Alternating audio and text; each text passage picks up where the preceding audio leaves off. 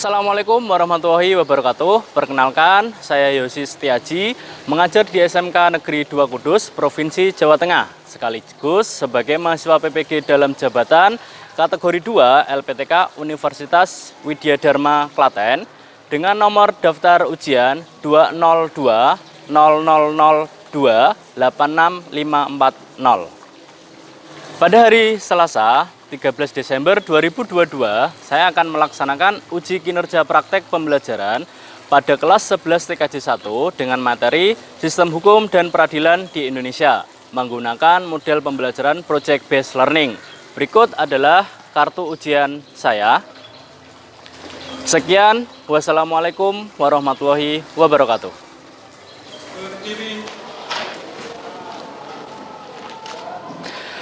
Assalamualaikum warahmatullahi wabarakatuh. Waalaikumsalam warahmatullahi wabarakatuh. Silakan duduk kembali. Sebelum kita melakukan pembelajaran hari ini, kita bisa berdoa terlebih dahulu untuk mengawali pembelajaran hari ini. Mas Rikja bisa dipimpin untuk berdoa. Berdoa mulai. Bismillahirrahmanirrahim. Alhamdulillahirabbil alamin. Ar-Rahmanirrahim. Maliki yaumiddin. Iyyaka na'budu wa iyyaka nasta'in. Ihdinas siratal mustaqim. Siratal ladzina an'amta 'alaihim. Ghairil maghdubi 'alaihim waladdallin. Rabbi ighfirli wa liwalidayya wa lil mu'minina amin. Raditu billahi rabban wa bil islami dinan wa bi Muhammadin sallallahu alaihi wasallam nabiyyan wa rasulah. Rabbi zidni ilman nafi'an warzuqni fahman birahmatika ya arhamar rahimin. Baik, setelah berdoa kita juga bisa melakukan kebiasaan kita atau pembiasaan setiap hari. Sebelum melakukan pembelajaran kita bisa menyanyikan lagu-lagu wajib. Misalnya lagu apa? Garuda Pancasila. Mbak Rizka bisa mengkondisikan temannya, silakan memimpin atau memandu temannya untuk menyanyikan lagu Garuda Pancasila di depan. Silakan. Nah, oke, berdiri terlebih dahulu. Mbak Rizka depan sini, tidak apa-apa. Mengkondisikan temannya. Bisa, ayo. Garuda Pancasila atau apa yang lain, terserah. Indonesia Raya aja ya, Pak. Ya wes, Indonesia Raya. Hiduplah Indonesia Raya. Indonesia tanah airku, tanah tumpah darahku. Di sanalah aku berdiri, jadi pandu ibuku. Indonesia kebangsaanku, bangsa dan tanah airku. Marilah kita berseru, Indonesia bersatu. Hiduplah tanahku, hiduplah negeriku, bangsaku, rakyatku semuanya. Bangunlah jiwanya, bangunlah badannya untuk Indonesia Raya. Indonesia Raya, merdeka, merdeka, tanahku, negeriku yang ku cinta. Indonesia Raya, merdeka, merdeka, Hiduplah Indonesia Raya. Indonesia Raya, merdeka, merdeka, tanahku, negeriku yang ku cinta. Indonesia Raya, merdeka, merdeka, hiduplah Indonesia Raya. Baik, silakan kembali Mbak Rizka dan yang lainnya bisa duduk kembali.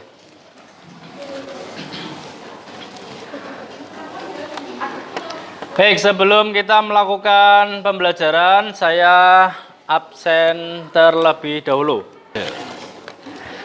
Afida, Dir. Ahmad Dhani Maulana, Alvina Salsabila, Alia Salsabila, Amalia Maulidina, Anita Safara, Arya Ananda, Arvel Fitria, Atika Salsabila, Dir ya. Aufa, Awalia, Dina Adelia, Endita, Febia Arisa, Dir. Felix Fauzi, Firman Syawal, Khairi Nisa, Komsyatun, Kotimatul Nur Aini, Laura Anandita, Marcelia, Melinda, Meta Jeliana, Farhan Amin, Riksa, Mujidwi, Nesa Aulia, Nova, Riana, Ridwan Hanafi, Rizky Angga, Salsa Wafda, Sanju Okta, Siva, Yuliana Safitri. Hadir semua ya berarti ya. Nihil.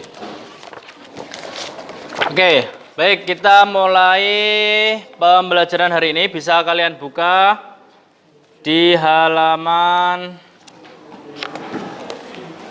Sistem Hukum dan Peradilan di Indonesia. Sistem Hukum dan Peradilan di Indonesia.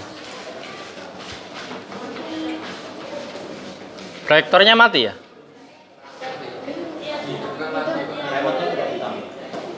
Yang hitam.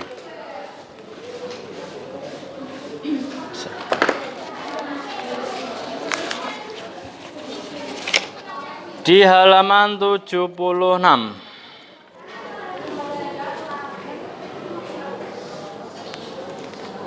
Sistem Hukum dan Peradilan di Indonesia. Bentar.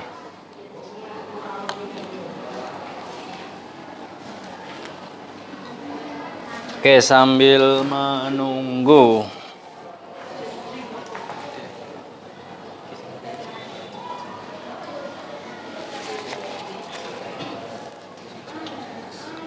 Oke, sebelum masuk ke dalam sistem hukum dan peradilan di Indonesia, yang kalian ketahui apa tentang sistem hukum? Sehat semua kan ini hari ini? Sehat ya? Nggak ada masalah apapun hari ini ya? Tidak ada apa? Masalahnya apa? Masalah hati. Kalau masalah hati kan kalau bisa jangan dibawa ke sekolah ya. Jadi biar tidak mengganggu kalian belajar di sekolah begitu. Saya kira untuk hari ini sehat semua. Jadi nanti kalau saya menanyakan atau kita berusaha untuk cari tahu tentang sistem hukum dan peradilan di Indonesia, Jadi kita harus semangat begitu ya. Jadi jangan menunjukkan sikap yang letih, lemah, lesu atau 5L itu ya. Nah, itu. Jadi harus semangat karena menjelang libur semester ya. Nah, ya, kan begitu. Gimana? 5L ya. Tapi kan nanti setelah itu ditambah L-nya itu liburan kan begitu ya. Baik, ada yang tahu sistem hukum yang ada di Indonesia? Kira-kira bagaimana? Sistem hukum. Sistem, yang namanya sistem itu apa? Anak-anak TKJ pasti tahu ini, namanya sistem. Apa? Sistem kalau di jurusanmu apa?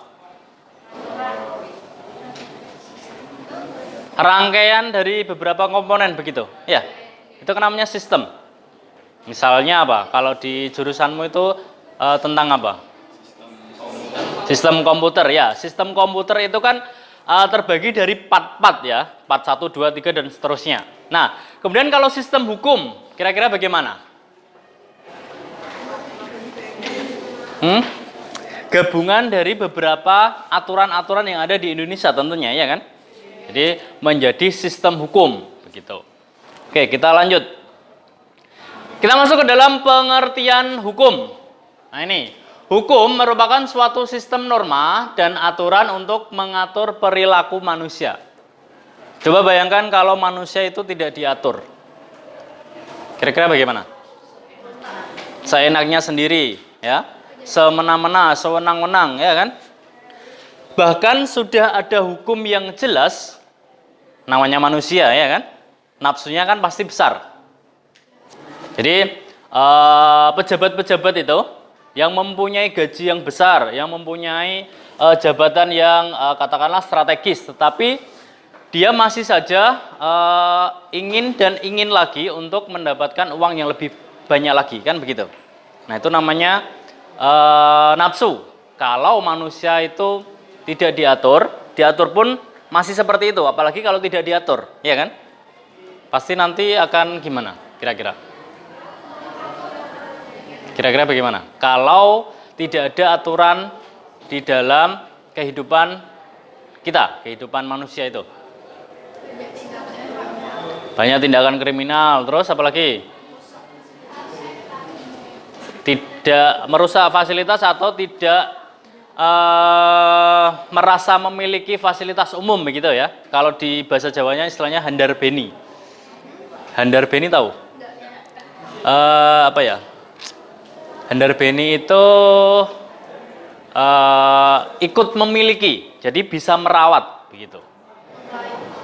Jadi tapi beda lagi kalau pacar itu bukan handar beni namanya, ya beda lagi. Jadi kalau handar beni itu misalnya sekolah kita mempunyai lab komputer. Nah, bagaimana cara menjaganya? Yaitu tadi handar beni. Jadi sama-sama sadar diri, ikut menjaga begitu. Jadi saling menjaga. Kemudian selanjutnya adalah hukum dapat berupa aturan yang tertulis ataupun tidak tertulis yang bertujuan untuk mengatur masyarakat, mencegah terjadinya kekacauan dan perselisihan, kemudian mewujudkan ketertiban dan juga keadilan. Jadi pada dasarnya tujuan dari hukum itu adalah menciptakan apa? Keadilan itu tadi. Iya kan?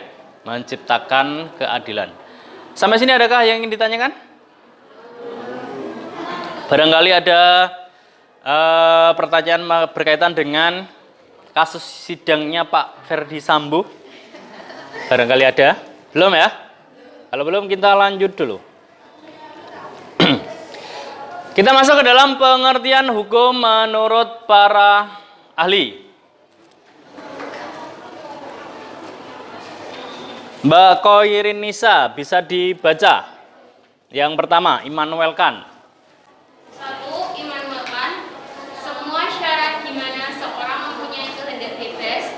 Bisa menyesuaikan diri dengan kehendak bebas orang lain dan menaati peraturan hukum mengenai kemerdekaan. Ya, jadi pada dasarnya menurut Immanuel Kant itu semua syarat di mana seorang mempunyai kehendak bebas. Sehingga bisa menyesuaikan diri dengan kehendak bebas orang lain dan menaati peraturan hukum mengenai kemerdekaan. Maksudnya bagaimana? Setiap manusia itu kan mempunyai kehendak bebas, iya kan? Saya pengen ke sana ke sini. Begitu juga dengan kalian. Kalian juga tentunya pengen bebas. Tetapi dalam hal ini bebas itu yang dimaksudkan adalah kita juga harus menyesuaikan dengan kebebasan orang lain. Kalau kalian pengen bebas ya berarti kalian juga membebaskan orang lain, kan begitu. Jadi sama-sama. Kemudian menurut Prof. Dr. Muhtar Kusuma Atmaja, keseluruhan kaidah serta semua asas yang mengatur pergaulan hidup dalam masyarakat dan bertujuan untuk memelihara ketertiban serta meliputi berbagai lembaga dan proses guna mewujudkan berlakunya kaidah sebagai suatu kenyataan dalam masyarakat. Jadi sama halnya dengan, sampai sini ada pertanyaan? Ada. Ya, bisa. Mas Rikza. Kan biasanya kalau kita lihat kasus persidangan ada istilah seperti jaksa penuntut. Ya, jaksa penuntut umum. Apa itu? Tugas seorang jaksa sebenarnya itu apa? Tugas seorang jaksa. Jaksa ya. Jaksa itu kan berarti dia yang istilahnya berada, kan poin pentingnya di dalam persidangan itu kan ada hakim. Hakim, jaksa, kemudian kuasa hukum, dan tentunya dengan saksi dan juga terdakwa, begitu, ya kan? Nah, jaksa ini semuanya ini hakim, jaksa penuntut umum itu ya, terus kemudian kuasa hukum ya, kuasa hukum itu akan mempelajari katakanlah perkara yang sudah dituliskan atau apa ya namanya, BAP atau apa itu. Nah, jadi waktu kejadian Mas Rikza, kejadian 1 itu dia berbicara apa itu ditulis. Kejadian 2 dia bicara apa ditulis. Nah, kemudian jaksa ini biasanya menanyakan kepada terdakwa. Pada terdakwa, misalnya terdakwanya Mas Arya. Apakah saudara Arya benar di kejadian ini bilang seperti ini? Apakah benar seperti ini, seperti ini? Jadi jaksa ini juga berusaha mencari hal yang sebenarnya. Apa yang sebenarnya? Jadi mengorek apa yang sebenarnya. Apakah si terdakwa ini bohong atau tidak? Nah, kemudian nanti pada akhirnya berbohong tidaknya itu kan jaksa tetap membuat pernyataan, kemudian jaksa ini kemudian tugasnya adalah setelah selesai sidang, kan sidang kan tidak hanya 1 kali kan, bisa 2 sampai mungkin sampai 50 kali pun bisa. Sebelum hakim memutuskan, jaksa ini juga menuntut bahwa Mas Arya ini karena sudah melakukan pembunuhan berencana, maka jaksa penuntut umum menuntut Mas Arya dihukum dengan hukuman mati misalnya. Hukuman mati. Itu dari jaksa. Apakah ini sudah menjadi bisa dilaksanakan oleh Mas Arya? Kan belum, karena hakim belum memutuskan. Nah, itu kan tadi pertimbangan dari jaksa. Jadi perkara itu dipelajari oleh jaksa, kemudian jaksa menyimpulkan kalau Mas Arya ini dihukum sampai hukuman mati. Tapi berbeda lagi hakim. Hakim kan yang menentukan mau tuntutannya sampai matilah atau 20 tahun penjara atau 15 tahun penjara. Putusan akhir itu ada di hakim. Tetapi biasanya tidak jauh dari apa yang dituntut oleh jaksa. Begitu. Jadi intinya itu jaksa dengan kuasa hukum itu mereka berdebat argumen, kuat-kuatan yang mana. Hakim itu tinggal menyimpulkan atau menyelesaikan pertikaian mereka, katakanlah begitu. Nah, itu jaksa. Kalau cepat kaya ya tadi jadi kuasa hukum. Nanti seperti Hotman Paris itu yang bisa gini-gini. Ya kan? Nah, kuasa hukum itu. Jadi hukuman ringan tidaknya itu berkaitan dengan jaksa dan juga kuasa hukum. Kalau kuasa hukumnya ini bisa membuat seolah-olah perkaranya itu ringan, ya nanti hakim juga bisa memutuskan secara ringan begitu. Jadi menyesuaikan. Ada pertanyaan lagi?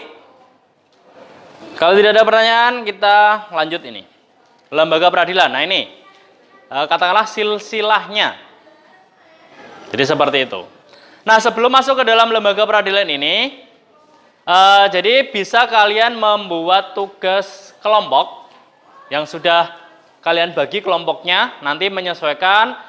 Bisa kalian membuat semacam video pembelajaran berkaitan dengan sistem hukum dan peradilan yang ada di Indonesia, ya. Kemudian nanti bisa dibuat video, bisa diunggah ya. Main TikTok semua ya. Kalau anak sekarang biasanya kan main TikTok ya. Nah nanti tugasnya itu bisa kita unggah di platform TikTok itu. Kemudian nanti kemudian kita saksikan bersama-sama di dalam kelas, di depan kelas. Kemudian nanti kita bisa mengkoreksi kira-kira bagian ini sudah baik belum, sudah sesuai belum dengan apa yang ada di negara kita begitu, ya kan? Sebagai contoh, sebelum kalian masuk ke dalam pengerjaan kelompok, ini saya memberikan contohnya ya. Nah, contohnya seperti ini. Nanti bisa menyesuaikan kelompoknya itu mau bikinnya seperti apa. Nah ini, soundnya pun juga menyesuaikan begitu ya. Paham ya sampai sini? Oke, bisa dikerjakan. Nanti kemudian bisa kita menyaksikan dari teman-teman yang lainnya.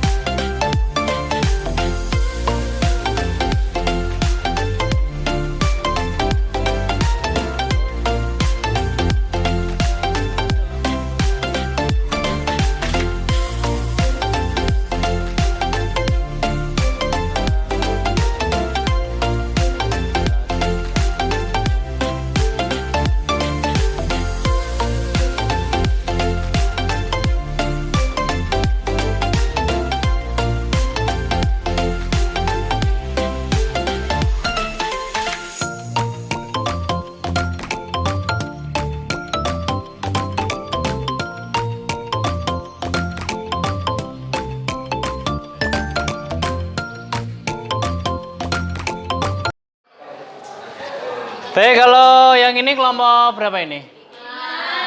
5. Oke, kita lihat kelompok 5.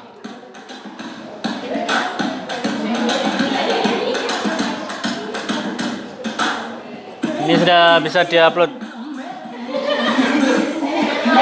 Ini nontonnya gimana ini?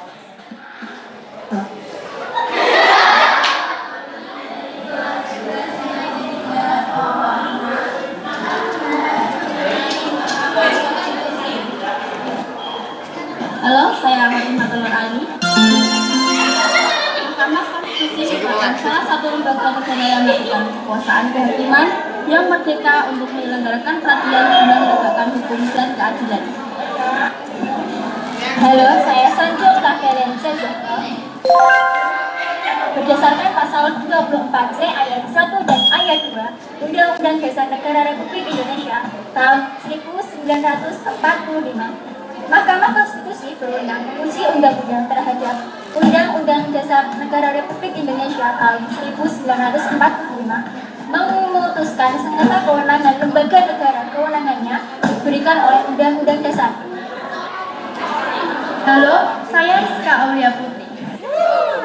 Syarat umum untuk dapat diangkat menjadi hakim konstitusi berdasarkan pasal 24C ayat 5 Undang-Undang Dasar 1945 adalah hakim konstitusi harus memiliki integritas dan kepribadian yang tidak tercela, adil, negarawan yang menguasai konstitusi dan ketatanegaraan, serta tidak merangkap sebagai pejabat negara.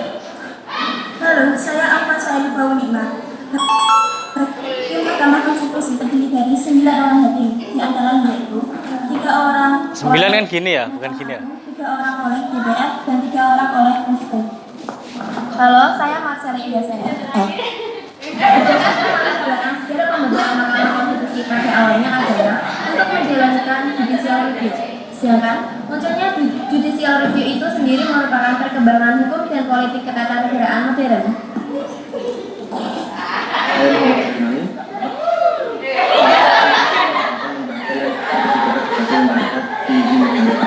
dengan kemudian dibutuhkan Mahkamah Konstitusi belajar dengan DPR, DPC, Presiden, BPK, dan Mahkamah Agung dengan sebagai lembaga baru. MK merupakan salah satu pelaksana kekuasaan kehakiman di samping hakim.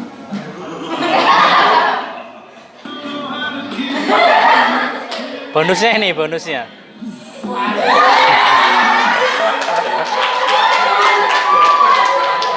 Kelompok 5 ya. Nah, bagus ini kelompok 5. Kemudian ada juga ini kelompok selanjutnya adalah kelompok berapa ini? Ini kelompok 2 kan sudah tadi. Nah, ini kelompok 3. Oke. Oh iya. Saya ulang ya.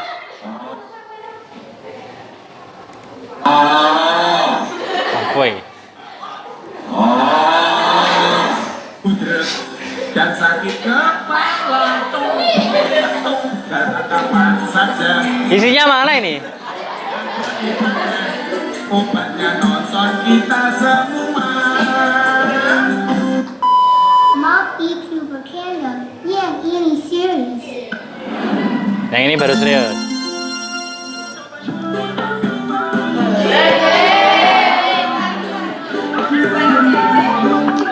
Melu nonton aku.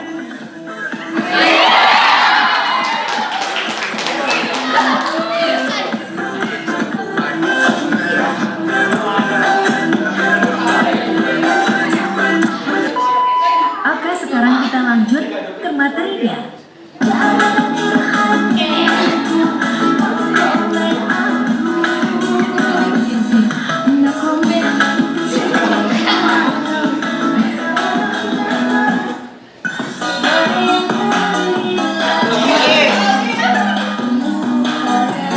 Harus gini semua ya kelompoknya ya?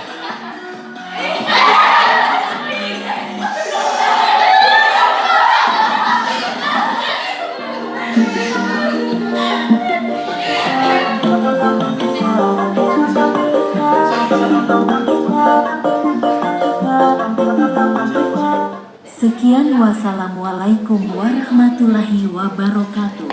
Waalaikumsalam. Tadi yang kelompok berapa? Sudah dikirim? Sudah. Di grup. Oke. Kelompok 1, oke.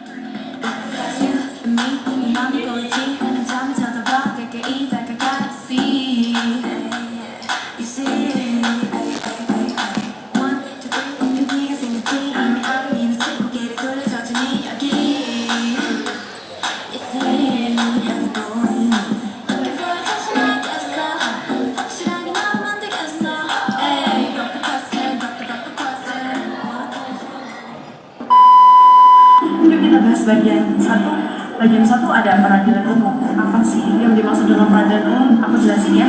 Di peradilan umum merupakan lingkungan peradilan di bawah Mahkamah Agung sebagai pelaku kekuasaan kehakiman yang merdeka untuk menyelenggarakan peradilan guna menegakkan hukum dan keadilan. Yuk, selanjutnya kita ke bagian 2. Sekarang ke bagian 2, ada beberapa Suaranya kecil ya kayak orangnya ya. diantaranya pertama fungsi mengadili, kedua fungsi pembedaan, ketiga fungsi pengawasan, dan yang terakhir fungsi administratif. Baik, selanjutnya akan ke bagian 3. Pengadilan umum menangani perkara pidana dan tata cara umum. Badan yang menjalankannya terdiri dari pengadilan negeri sebagai pengadilan tingkat pertama dan pengadilan tinggi sebagai pengadilan tingkat banding. Selanjutnya, dasar hukum undang-undang ini adalah pasal 20, pasal 21, pasal 24, dan pasal 25 Undang-Undang Negara Republik Indonesia tahun 1945, dan juga Undang-Undang Nomor 2 tahun 1986 tentang peradilan umum, Undang-Undang Nomor 4 tahun 2004 tentang kekuasaan kehakiman, dan Undang-Undang Nomor 5 tahun 2004 tentang perubahan atas Undang-Undang Nomor 14 tahun 1985 tentang Mahkamah Agung. Nah, sekarang kita ke bagian yang terakhir nih teman-teman, yaitu kewenangan peradilan umum, yaitu memeriksa, menerima, memutus, dan menyelesaikan perkara pidana dan perdata jika perkara. Ini emang konsepnya muter-muter ya? Takut karena kameramen.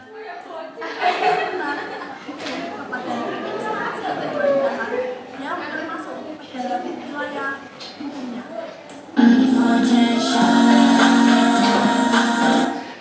Guys, bisa tepuk tangan buat kita semua?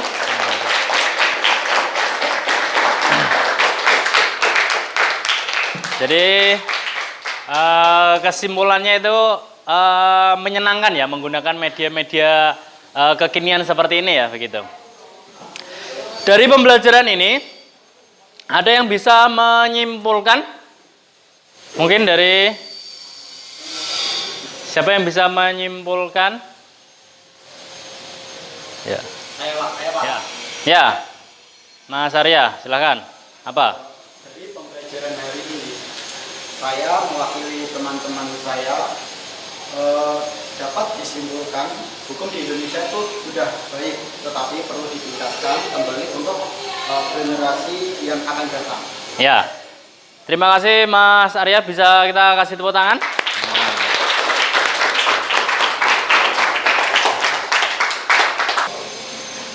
Oke, saya tambahkan berkaitan dengan simpulan yang dikatakan oleh Mas Arya tadi. Jadi pada dasarnya memang hukum yang ada di Indonesia saat ini ataupun sistem hukum yang ada di Indonesia, saya juga mengiranya sudah baik, sudah cukup baik.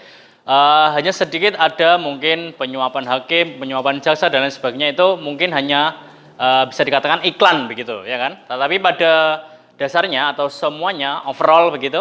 Nah, itu sudah cukup baik. Nah, tetapi kita juga tidak bisa puas sampai di situ. Kita juga harus bisa memperbaiki dari hari demi hari, tahun demi tahun kan begitu. Jadi untuk menyelesaikan permasalahan-permasalahan yang ada di Indonesia. Jadi biar kita juga menjadi negara yang tertib dalam hukum begitu. Baik, sampai sini ada pertanyaan? Kalau tidak ada pertanyaan bisa berkemas-kemas sambil nanti untuk pembelajaran minggu depan adalah apa aja? Dinamika peran Indonesia dalam perdamaian dunia ya. Di bab selanjutnya nanti kita menyesuaikan. Bisa berkemas-kemas, kemudian bisa dipimpin berdoa. Bisa berkemas-kemas dulu.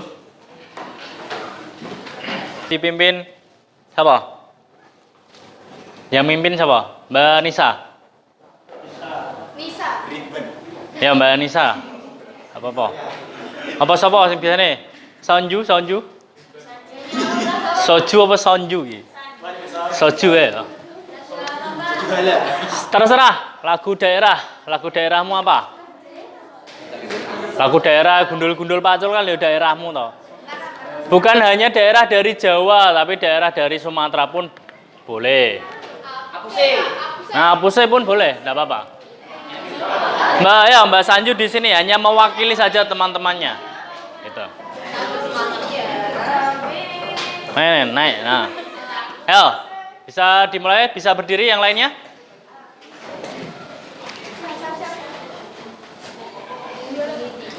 Kok gimana?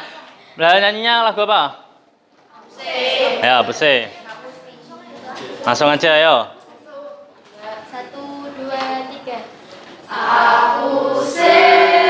Kokondao ya Rabbi sorendoreri uflin sobani nema bagi pase. Satu kali lagi. Apuse kokondao ya Rabbi sorendoreri uflin sobani nema bagi pase. Terus Be? Ya wes. Cukup. Bisa? Harusnya kurang ya? Nggak apa-apa, wes. Bisa duduk kembali kemudian dipimpin berdoa. Berdoa mulai. Bismillahirrahmanirrahim. Wal asri innal insana lafi khusrin illa alladziina amanu wa amilus solihati wa tawasau bil haqqi wa tawasau bis sabr. Baik, terima kasih atas perhatiannya untuk di pembelajaran hari ini. Hati-hati pulangnya, kemudian jangan lupa tetap belajar untuk pembelajaran selanjutnya minggu depan ya. Terima kasih. Sampai jumpa di pertemuan di selanjutnya. Assalamualaikum warahmatullahi wabarakatuh. Waalaikumsalam warahmatullahi wabarakatuh. Bisa pulang.